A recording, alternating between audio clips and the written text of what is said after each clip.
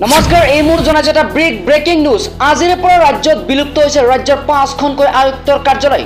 ৰাজ্য চৰকাৰৰ সিদ্ধান্ত মৰ্মে ৰাজ্যত আজিৰে পৰা বিলুপ্ত হৈছে মাণ্ডলিক আয়ুক্তৰ কাৰ্যালয়। এই সন্দৰ্ভত সোমবাৰে ৰাজভৱনে জাৰি কৰিছিল এক জাননী। তৎকালীনভাৱে কাৰ্যকৰী হোৱাকৈ এই নিৰ্দেশ দিছিল ৰাজভৱনে। জানিব পৰা মতে কিছুদিন পূৰ্বে মুখ্যমন্ত্ৰীয়ে ঘোষণা কৰিছিল উপায়ুক্ত পদ বিলুপ্তৰ কথা। সোমবাৰৰ পৰা বিলুপ্ত হ'ল জিলাসমূহৰ উপায়ুক্তৰ পদসমূহ। পৰৱৰ্তী খবৰটো এটা খুবেই ডাঙৰ খবৰ। বেংগালুৰুত দলবদ্ধ দৰ্শনৰ বলি হ'ল এগৰাকী অসমীয়া যুৱতী। এইবাৰ প্ৰেমিক আৰু 4 বন্ধুৱে কৰিলে এই জঘন্য ঘটনা।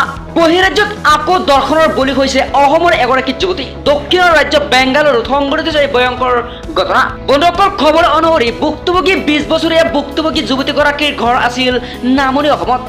নামনি অসমৰে এখন পাৰ্কত শ্বহীদ উদ্দিন নামৰ এজন যুৱকৰ সৈতে চিনাকি হৈছিল এই যুৱতীগৰাকীৰ। তেনেকৈয়ে দুয়োৰে মাজত মোবাইল নম্বৰ আদান প্ৰদান হয়। মোবাইলৰ জৰিয়তে বন্ধুসুলভভাৱে কথা পতাৰ পিছতে দুয়োৰে মাজত প্ৰেমৰ সম্পৰ্ক গঢ়ি উঠিছিল। আৰু এইদৰে প্ৰেমৰ সম্পৰ্ক গঢ়ি উঠাৰ পাছতে বিয়াৰ প্ৰলোভন দি এমাহ পূৰ্বে যুৱতীগৰাকীক বেংগালুৰুত পলুৱাই লৈ যায় এইজন লম্পট যুৱকে।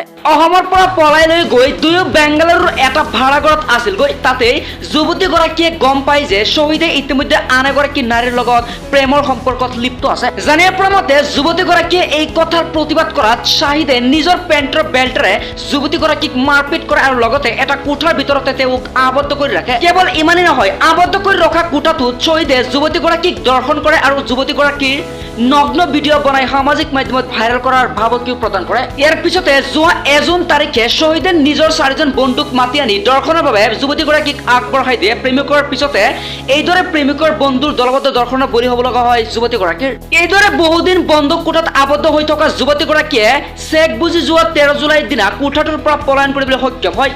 শ্বহীদৰ বন্ধ কোঠাৰ পৰা পলায়ন কৰি ওচৰৰ এঘৰৰ মানুহৰ ঘৰত গৈ সোমাই আশ্ৰয় লয় গড়খনৰ সদস্যৰ সহায়ত স্থানীয় পাৰপন্য আৰক্ষী থানাত এৰা শ্বহীদৰ বিৰুদ্ধে এজাহাৰ দাখিল কৰে। এইবাৰ বিজেপিক পৰাভূত কৰিবলৈ একত্ৰিত হৈছে কংগ্ৰেছ সহ 25টাকৈ দল। 2024 চনত লোকসভা নিৰ্বাচনত বিজেপিক পৰাভূত কৰিবলৈ ৰণকৌশল এইবাৰ বিৰোধীৰ। জানিব পৰা মতে 26টা দল একত্ৰিত হৈ তৈয়াৰ কৰিছে এই ৰণকৌশলটো। আৰু এই মহাবৈঠকত উপস্থিত থাকিব সোনিয়া গান্ধীও। নীতিশ কুমাৰ, মমতা বেনাৰ্জী, অখিলেশ যাদৱ, অৰবিন্দ কেজৰিৱাল সহ বহুজন একত্ৰিত হৈছে। এবাৰ বিজেপিক পৰাভূত কৰাৰ বাবে এই বৈঠকতে চলিব ৰণকৌশল। মহামিত্ৰজোঁটৰ নেতৃত্বৰ দায়িত্ব হয়তো দিব পাৰে সোনিয়া গান্ধীয়ে। আৰু ইতিমধ্যে মহামিত্ৰজোঁটৰ নেতৃত্ব লোৱাৰ বাবে সোনিয়া গান্ধীৰ নাম প্ৰস্তাৱত ৰখা হৈছে। কিমান দূৰ আগবাঢ়িছে জোনমণি ৰাভাৰ CBI তদন্ত? CBI জেৰাত কাৰ কাৰ নাম পালে এই বুলি প্ৰশ্ন কৰিছে গৌৰৱ গগৈয়ে। গৌৰৱ গগৈয়ে কৈ আছে যে জোনমণি ৰাভাৰ ঘটনাৰ আচল ৰহস্য ফাদিল হ'বনে? জোনমণিৰ তদন্ত কৰিবলৈ CBI আহিল আৰু এতিয়া CBI ক'ত গ'ল? গৌৰৱ গগৈয়ে ক'লে যে CBI দুৰ্ঘটনাস্থলীলৈ গৈ কি পাৰে। তেওঁ ক'লে যে জোনমণিৰ দুৰ্ঘটনা দেখা পোৱা প্ৰণৱ ওৰফে এতিয়া ক'ত গৈছে।